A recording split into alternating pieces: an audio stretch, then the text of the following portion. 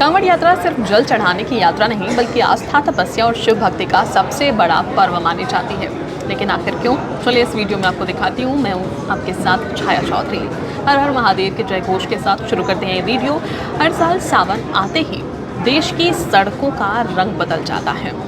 हजारों नहीं, लाखों नहीं, बल्कि करोड़ों शिव भक्त केसरिया वस्त्र पहनकर, कंधे पर कांवड़ लेकर बस निकल जाते हैं भगवान की आराधना करने के लिए।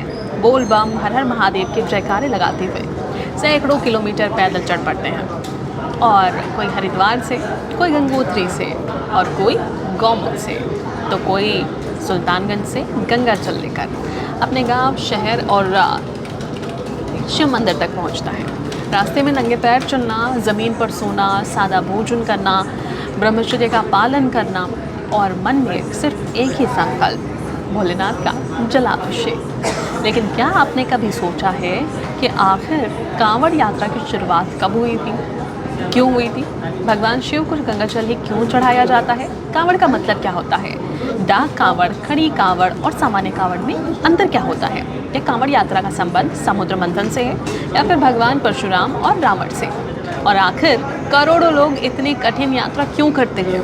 आज के इस वीडियो में तमाम बातें आपको बताने वाली हूँ। कांवड़ यात्रा का इतिहास, पौराणिक महत्व, वैज्ञानिक पक्ष और अलग अलग प्रकार, और इससे जुड़े रोचक तथ्य, सब कुछ विस्तार से आपको बताएंगे। तो कांवड़ शब्द का अर्थ एक मिनट में आपको समझाती हूँ। सबसे पहले समझिए कि कांवड़ आखिर क्या है। कांवड़ बांस या फिर लकड़ी का एक संतुलित डंडा होता है जिसके दोनों सिरों पर जल से भरे कलश बांधे जाते हैं और इसे कंधे पर रखा जाता है। यही कारण है कि इसे कांवड़ कहा जाता है। इसमें संतुलन का विशेष महत्व है, धार्मिक मान्यता है, और धार्मिक मान्यता ये कि जीवन में भी संतुलन सबसे बड़ा धर्म होता है। कांवड़ यात्रा की शुरुआत कैसे हुई? कांवड़ यात्रा को लेकर कई पौराणिक कथाएं प्रचलित हैं। पहली कथा, समुद्र मंथन। समुद्र मंथन के दौरान जब हलाहल विष निकला तो भगवान शिव ने संसार की रक्षा के लिए उसे पी लिया। विष की गर्मी से उनका शरीर तपने लगा। तब देवताओं ने गंगा जल लाकर भगवान शिव का जलाभिषेक किया। तभी से सावन में शिव को गंगा जल चढ़ाने की परंपरा शुरू हो गई। और दूसरी कथा के तहत रावण इससे जुड़ी हुई है। मान्यता है कि रावण गंगा जल लेकर पैदल बैद्यनाथ धाम पहुंचा था और भगवान शिव का अभिषेक किया था। इसी कारण देवघर की कांवड़ यात्रा आज भी सबसे प्रसिद्ध मानी जाती है। और तीसरी कथा भी जान लीजिए, ये है परशुराम से जुड़ी हुई। कुछ मान्यताओं के अनुसार भगवान परशुराम सबसे पहले गंगा जल लेकर शिवलिंग पर जल चढ़ाने पहुंचे थे। इसी परंपरा को बाद में भक्तों ने अपनाया और उसके बाद ये कांवड़ यात्रा की शुरुआत हो गई। और सवाल ये कि सावन में ही कांवड़ यात्रा क्यों निकल जाती है? अब सवाल है कि सावन ही को पौराणिक मान्यता के अनुसार इसी महीने भगवान शिव ने विष की तपन को शांत किया था। ज्योतिष के अनुसार सावन शिव को सबसे प्रिय महीना माना जाता है, इसलिए इसे पूरे महीने जलाभिषेक का विशेष महत्व है।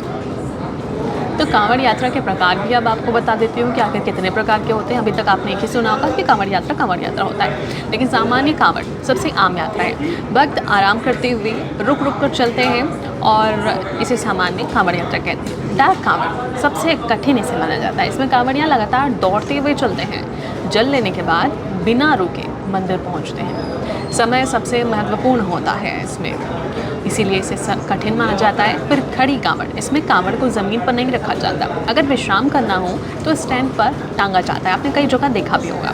मान्यता है कि कांवड़ ज़मीन पर रखने से संकल्प टूट जाता है। इसी संकल्प को ना टूटने देने के लिए लोग इस तरह करते हैं। फिर दंडी कांवड़, कुछ भक्त दंडवत प्रणाम करते हुए किलोमीटर्स की यात्रा पूरी करते हैं। इसे सबसे कठिन तपस्या माना जाता है।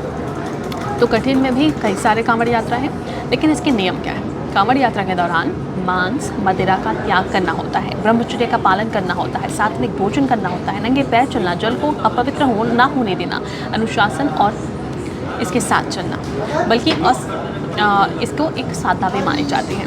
आर्थिक और सामाजिक महत्व, कांवड़ यात्रा सिर्फ धार्मिक आयोजन नहीं है, बल्कि इससे हजारों करोड़ों रुपए का स्थानीय कारोबार भी जुड़ा है। रास्ते में भोजन, दवा, कपड़े, पूजा सामग्री, ढाबे, होटल और कई तरह के परिवहन, सभी को रोजगार मिलता है। वहीं समाज सेवी संस्थाएं निःशुल्क भंडारे, चिकित्सा शिविर और विश्राम स्थल लगाकर सेवा करती हैं। अब देखिए, कई तरह की कांवड़ यात्रा तो आपने सुन लिए, जान लिए, नियम कायदे कानून जान लिए। सिर्फ पैरों से तय होने वाला ये रास्ता नहीं होता, ये मन से तय होने वाली साधना है।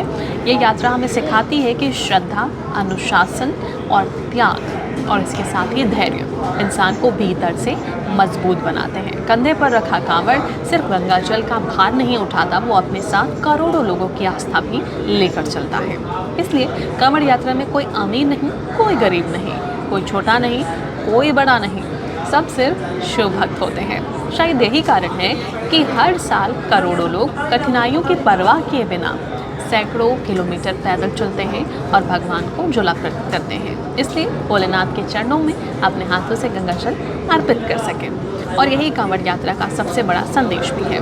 आस्था तब सबसे बड़ी बनती है जब उसके साथ अनुशासन, सेवा और समर्पण जुट जाए। हर हर महादेव, बोल बम।